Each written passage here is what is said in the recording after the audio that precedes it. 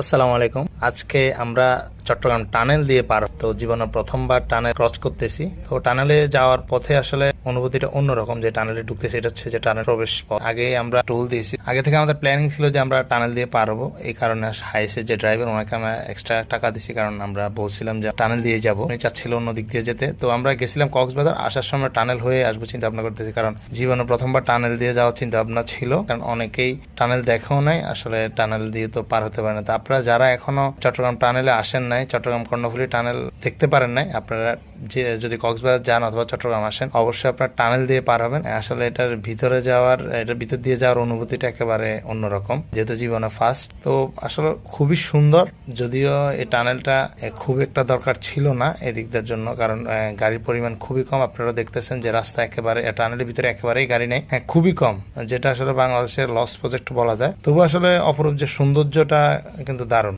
সবাই আসলে উপভোগ করতেছে, আর অনেকেই ছিলাম। আর টানেলের ভিতরে সর্বোচ্চ স্পিড হচ্ছে 60 কিলোমিটার, যদিও বাংলাদেশি স্পিড লিমিট আসলে কেউ মানে না, সবাই আইন ভঙ্গ করতেই পারদর্শী। আর বিশেষ করে যখন রাস্তা ফাঁকা থাকে তখন তো আসলে আইনের কেউ তোয়াক্কাই করে না। তো এদিক দিয়ে অবশ্য একেবারেই এদিক দিয়ে গাড়ি খুব কম চলে।